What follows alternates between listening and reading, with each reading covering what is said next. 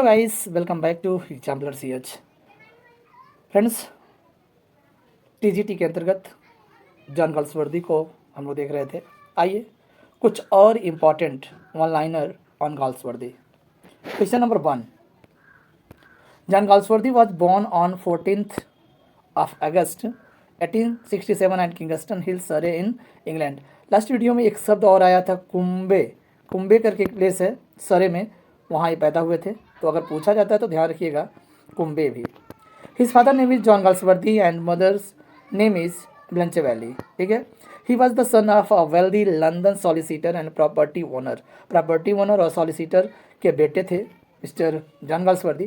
Galsworthy was 20th century English poet, English novelist and playwright, winner of the Nobel Prize for Literature in 1932।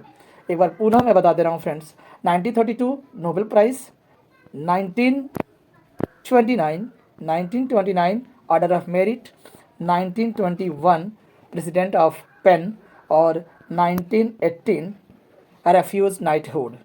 ठीक है, आगे बढ़ते हैं। He was educated at Harrow and New College Oxford. ठीक है।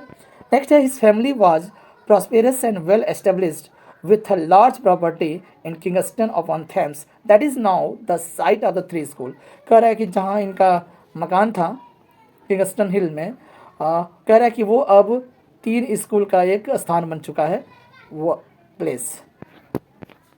In 1819 he was called to the bar at Lincoln's but he never practiced। 1890 में उन्हें बार of Lincoln's के नाम से बुलाया जाता था, लेकिन उन्होंने कभी प्रैक्टिस नहीं किया।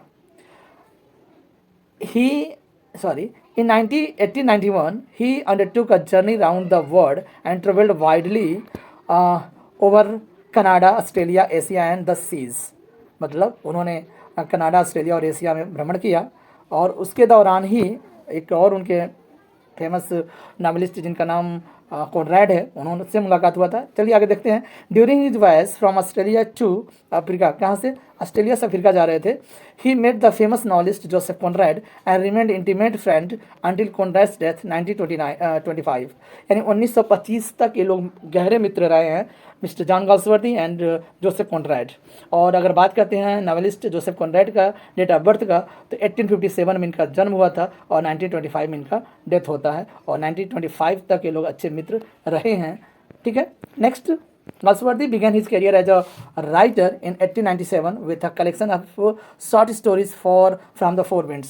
ये आया था फ्रेंड्स 1897 में, लिखा गया था। ठीक है। और यहीं से इनकी कहानी शुरुआत होती है एज अ राइटर। वैसे कहानी इनका शुरुआत होता है फ्रेंड्स लेखनी के माध्यम से एज ए नॉवलिस्ट। बात करते हैं नेक्स्ट, जॉन गाल्सवर्दी मैरिड एडा नेम्सिस पियर्सन कूपर इन 1905। मैंने पहले भी बताया है कि 1895 से इनका प्रेम चल रहा था अदा से, और 10 साल के बाद उन्होंने शादी कर लिया। एंड अदा was the wife of his cousin Arthur Galsworthy. किसकी पत्नी थी? तो आपको बताया था आर्थर गाल्सवर्दी की पत्नी थी अदा, और 10 साल प्रेम प्रसंग चला। उसके बाद 1905 में उन्होंने शादी कर लिया। पढ़ते हैं नेक्स्ट क्वेश्चन की ओर। John Galsworthy was influenced by Joseph Conrad. इनके फ्रेंड रहे हैं, नॉवेलिस्ट रहे हैं, और Richard Jeffery and his wife too. मतलब जोसेफ कॉनरैड से बहुत ही प्रभावित रहे हैं, साथ ही साथ रिचर्ड जेफरी से और उनकी पत्नी से भी बहुत ही इन्फ्लुएंस्ड हुए हैं John Galsworthy. Next, Galsworthy literary career starts with a collection of short stories. तो इनका जो कैरियर शुरू होता है एक शॉर्ट स्टोरी से शुरू होता है, from the Four Winds, publish under the pen name John Sinjohn. ये पहले ही मैंने बता दिया था, पहली रचना है फ्रॉम द फोर विंड्स, और जॉन सिन जॉन के नाम से लिखना शुरू की स्टार्टिंग में। He called it my first scene, और इस घटना को ही जॉन सिन जॉन के नाम से लिखना ही ये बोलते हैं माई फर्स्ट सीन है, मेरा पहला पाप है। ठीक है फ्रेंड्स, आगे बढ़ते हैं नेक्स्ट क्वेश्चन की ओर। John Galsworthy's early novels were publish under the pseudonym of John Sinjohn. Starting के जो नॉवेल्स थे जैसे जोसलिन वगैरह, और ये सब के सब किसे? जॉन सिन जॉन के नाम से लिखे गए थे। Galsworthy's first full length novel Jocelyn was publish under the name of John Sinjohn. Jocelyn भी 1898 में आया था, तो जोसलिन भी जॉन सिन जॉन के नाम से ही आया था फ्रेंड्स। बात करते हैं 1904 में। कह रहे Galsworthy change his pen name, now he started his writing under his real name John Galsworthy. 1904 में जब उन्होंने क्या आइलैंड फेरिसिस लिखना शुरू किया, तब उन्होंने अपना नाम चेंज कर लिया और ओरिजिनल नाम जॉन गाल्सवर्दी से लिखना शुरू किया। तो इंपॉर्टेंट हो जाता है the Island Pharisees. The Island Pharisees was his first work that appeared under his real name. और एक चीज़ और बता दें, द आइलैंड फेरिसिस आया था फ्रेंड्स 1904 में, और यह रियल नेम से लिखा गया था जॉन गाल्सवर्दी के नाम से। और बाद में इस आइलैंड फेरिसिस नावल को उन्होंने प्ले में तब्दील कर दिया, बदल दिया, और जो आया था 1912 में किसके नाम से, द पिजन के नाम से। इंपॉर्टेंट है, ध्यान रखिएगा। आइए बढ़ते हैं next.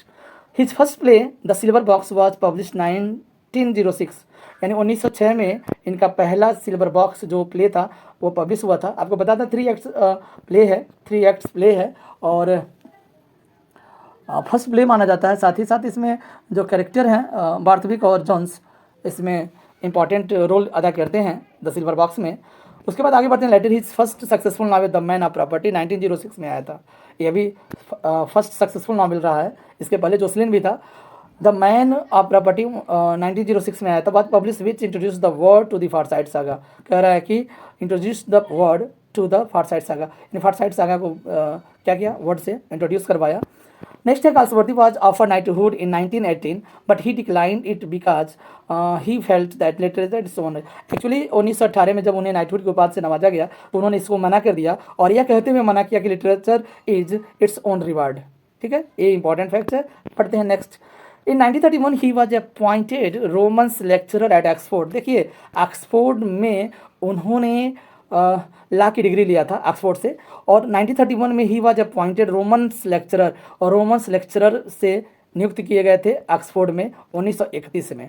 In 1932 he was awarded Nobel prize for literature, और 1932 में नोबेल प्राइज से नवाजा गया था उन्हें।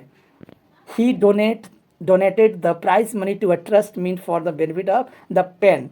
पेन जो है, जो ट्रस्ट था, पेन के प्रेसिडेंट भी बने थे 1921 में, और उसी ट्रस्ट को इन्होंने अपने प्राइज़ मनी को, एक्चुअली अच्छा खासा प्राइज़ मनी मिलता है नोबेल प्राइज़ में, उन्होंने दान कर दिया था उस ट्रस्ट को।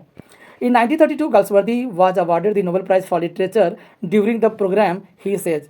जब प्रोग्राम हुआ था और उन्हें नवाजा गया था नोबेल प्राइज़ से 1932 में, तो उन्होंने कहा था विदाउट अदा I could not be what I am today, यानी जो कुछ भी आज हूँ मैं, अदा के बिना कुछ भी संभव नहीं हो सकता था, उन्होंने ऐसा बोला था।